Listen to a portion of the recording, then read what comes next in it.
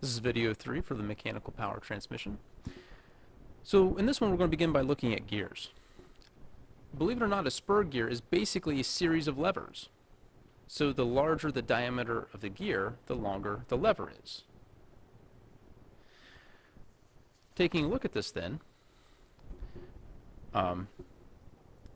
we can say that the lever length is the radius of the gear. And the torque then is whatever torque is being applied to the gear. So then, let's go ahead and do some calculations with this. This right here is our input. This gear right here is our output. So the first thing we want to do is find the input torque. So that's going to be like an input force times a lever arm distance, and they have to be perpendicular. So looking at this, we see that this force right here is the force that's being perpendicular. And the radius of this gear is the input radius. If I take a look at the output side,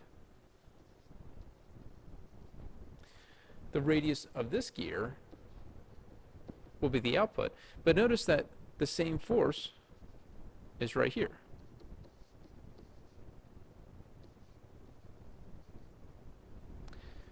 Those are the same value for F. So I can solve both of these for that perpendicular force.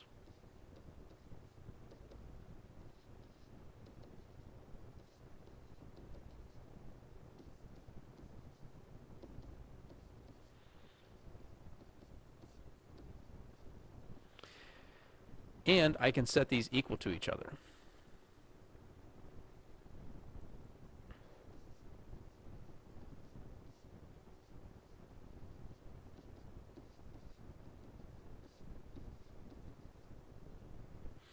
Remember that mechanical advantage is the output torque divided by the input torque. So doing a little bit of rearranging here,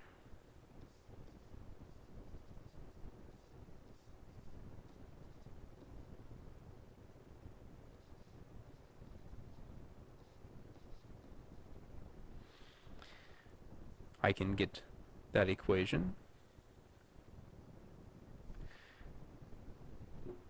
And then I can find that my mechanical advantage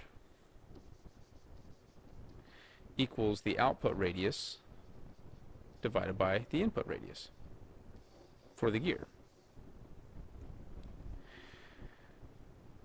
So then, let's say I have a small gear driving a large gear. So it would have like a small gear here and a large gear here. So this is my inside, this is my outside. In that case, the ratio of the output radius divided by the input radius would be greater than 1. So if I have a mechanical advantage that is greater than 1, that means that I have increased the torque, but I decrease the rotational speed. So in other words, this bigger gear will spin slower than the smaller gear, but I will have more torque at the bigger gear. If I have a larger gear driving a smaller gear, this time the ratio of output radius divided by input radius is less than 1. So this means that I'll have less torque, but I'll have greater speed. Now, in the previous video, we learned about pitch diameter.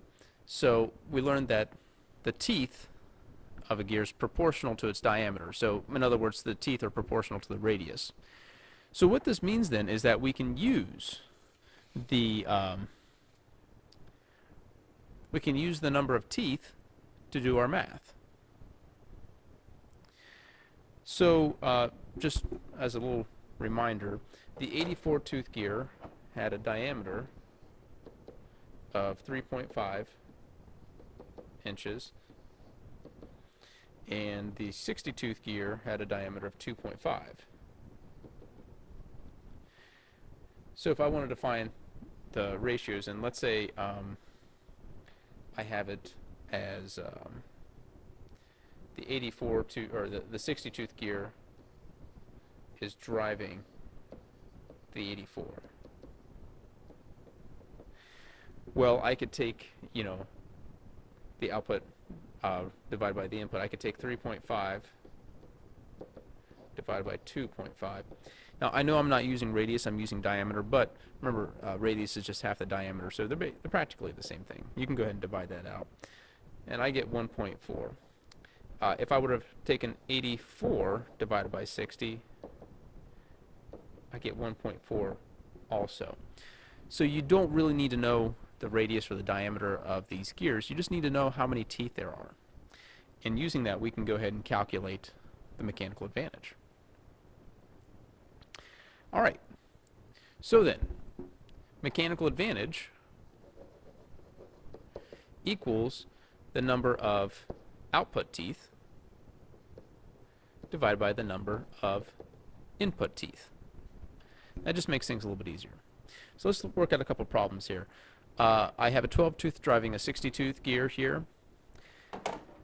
So again, mechanical advantage is output over input.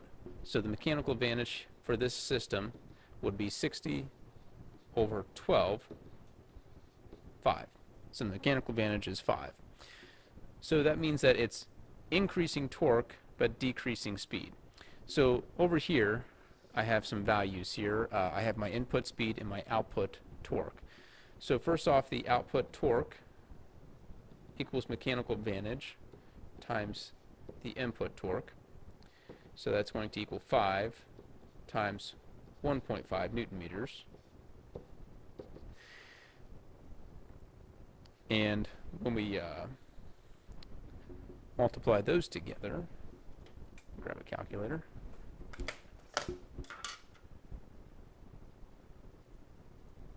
I get 7.5 Newton meters. So we see that the torque is increased. The output rotational speed equals the input rotational speed divided by mechanical advantage. So this will be 100 RPM divided by 5, which is 20. So, again, we see that the torque is increased, but the rotational speed has decreased. In this next configuration, it's actually the exact opposite. Now the input is the 60 tooth, the output is the 12 tooth. So my mechanical advantage, which is output over input, would be 12 divided by 60. Now that's 1/5, which is the same thing as 0.2. So now my output torque, which equals mechanical advantage times the input torque,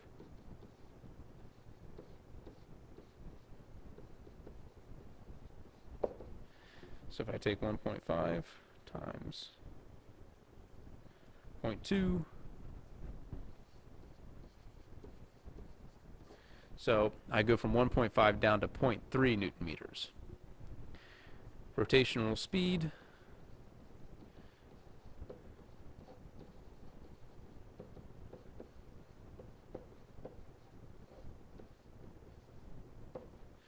so that's going to be 100 divided by 0.2. Same thing as multiplying by 5, so you get 500.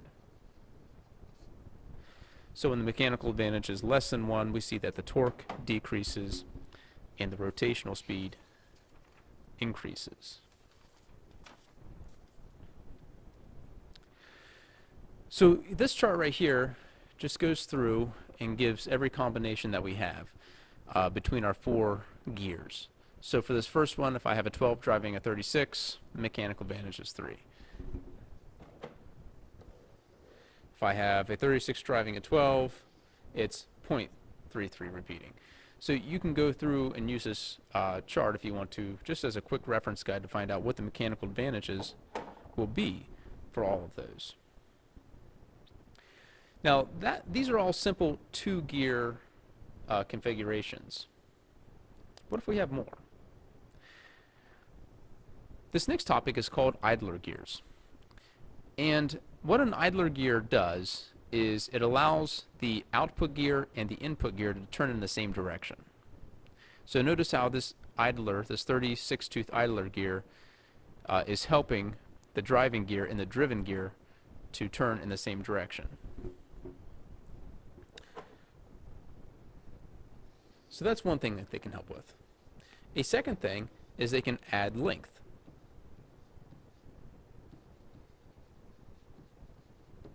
So it can space out the distance between your motor and your wheel if you need to have a little extra space in there. But what about the mechanical advantage? Remember, it's always output divided by input. So the first thing I look at are these two. So output over input, so that's 36 divided by 12. And then I look at the next combination. So I multiply output divided by input. So looking at that math, you may notice that the 36's cancel out. So really, this just becomes 60 over 12, which equals 5. So when we take a look at idler gears, they add space, they change turning direction, but they do not affect the mechanical advantage between the output and the input gears. Even if we have a really long drivetrain like this, this looks pretty complicated, but when we work out the math, get 36 over 12 times 36 over 36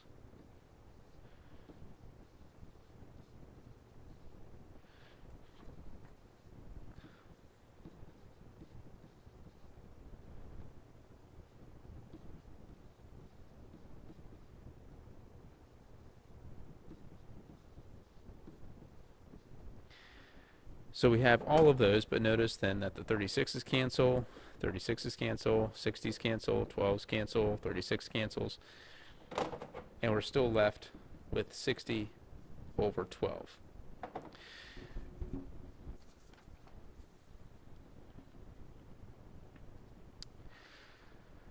So what if that means then that the maximum mechanical advantage I can get in the VEX system is an 84 connected to a 12, which has a mechanical advantage of 7. But what if I need something that's greater than 7? In this case, we can use compound. Now, this setup right here with the idler gear is called a non-compound gear train. If I have compound, it would look something like this. And basically, what makes a compound what it is that you have two gears sharing the same drive axle. That's what makes it compound. So we got multiple gear pairs. Each pair has its own gear ratio, and a shared axle connects the pair to each other, resulting in a compound gear system. And for the math, it's actually quite similar. So what I would have, output divided by input. So that first one, I have a 60-tooth divided by a 12-tooth. And then I have these two. 60 over 12 again. So notice because that 60 and that 12 share an axle, I don't include them because they're turning at the same rotational speed. So this time I get 5 times 5, which equals 25. So a much, much larger increase in torque, a much, much, much greater decrease in rotational speed. Now some other types, if I have a chain and sprocket, this one is very similar to the gears. You just have to count up how many teeth are on the sprockets, And again, just do output over input. You know, it's going to be the same exact thing as gears. It's just that you have a chain connecting them. So that's if you wanted to calculate the mechanical advantage of your bike. If you have a pulley system, this one's a little more complicated. You want to measure the diameter. This symbol right here means diameter.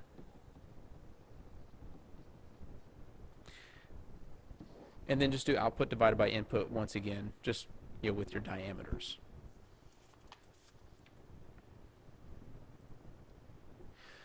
So then, let's apply this knowledge to something we've seen before.